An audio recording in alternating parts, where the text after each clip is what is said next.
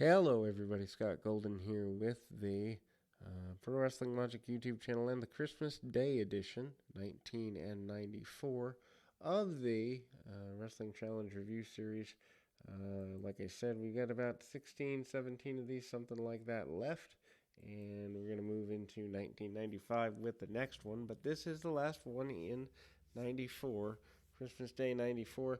Odd that wrestling still ran on holidays, but syndicated shows didn't really care about holidays or anything like that.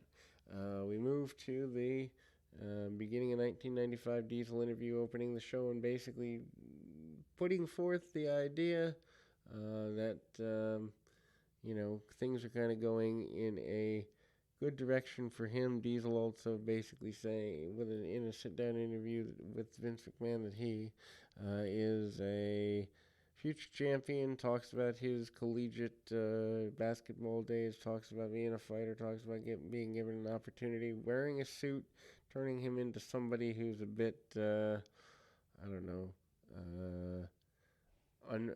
unfriendly or a bit too corporate. Santa Claus excited about Owen Hart against Buck Quartermain.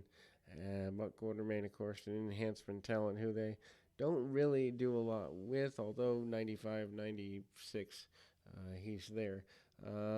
Sidewalk or side backbreaker by Owen Hart, continuing to go into a pretty basic run there. And then you see the Owen Hart managing to, get a snap off and ultimately hard shots by Owen along the way. Owen Hart managing to try to take his man into a, big shot there and drop kick under the chin, not getting everything he wants out of it, and ultimately trying to do what he can where he can, and Owen Hart managing a belly-to-belly suplex, then hooking up for the sharpshooter as we close that run. Owen also pretty assertive there. We go to the Royal Rumble report, which is pretty basic as it were. Jeff Jarrett and Razor Ramon going to go at it. Double J basically told by Razor not to sing it, but to bring it, and ultimately pretty aggressive about that idea is Razor Ramon. Also, Paul Bearer and The Undertaker say they are going to eradicate IRS come the Royal Rumble. Not exactly a big-time match there for The Undertaker to overcome, but also kind of going into Undertaker and King Kong Bundy at WrestleMania 11, which $1 Million Corporation continuing the feud from the Undertaker versus Undertaker thing in 94, so decent enough storytelling. Bret Hart says that he doesn't like the changes in the edge of Diesel, also showing a holiday tree and basically cutting a promo on the holiday about wanting to become a three-time WWF champion, as it were. And then we go to the 1-2-3 Kid Burt Santino match. Pretty basic thing. Also hype for Pamela Anderson to be part of the Royal Rumble. Pamela Anderson, a pretty big deal there. And we kind of see the 1-2-3 Kid Burt Santino. 1-2-3 Kid, of course, still being a guy who's kind of around the loop, so to speak. Santino catches him with a couple of shots right under the chin and hard shot there.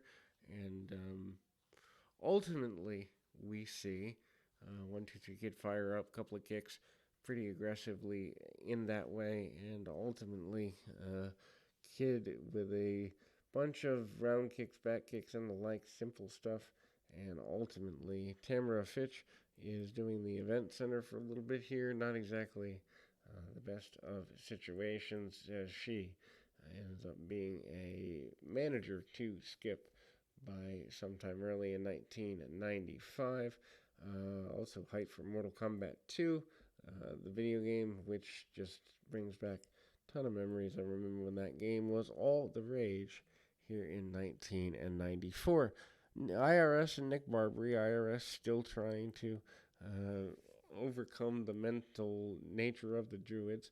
Punch, kick, body slams, abdominal stretch, and the running. clothesline and the Samoan drop. So right off, either way, IRS in control of that matchup there. Then we go to the Smoking Guns against Dwayne Gill and the Brooklyn Brawler. The Smoking Guns hit a top rope backbreaker and hard shot combination. They take them out, and ultimately, there we go. Hook them up, and ultimately, there you go. End of match. Smoking Guns. Very short contest. Then we go to an Adam Bomb Barry Hardy match. Adam Bomb, you're still a babyface doing the modified footballs thing there, and the Adam Bomb character in this one. A pretty basic run there. Adam Bomb managing to get a couple of, basic things here, and punch kick, body slams, and ultimately Adam Bomb manages to get a drop kick under the chin and a clothesline there. And there we go with the run. The Adam Bomb character certainly managing to keep things under control. Adam Bomb, Barry Hardy have a decent enough match here. The clothesline, the meltdown, and the win. Henry Godwinn versus Tony Roy.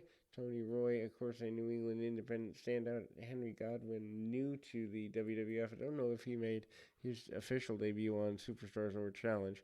Godwinn, though, axe handles to the back, lots of punches, driving his opponent's face into the mat and rooting and rolling him over, and a victory there.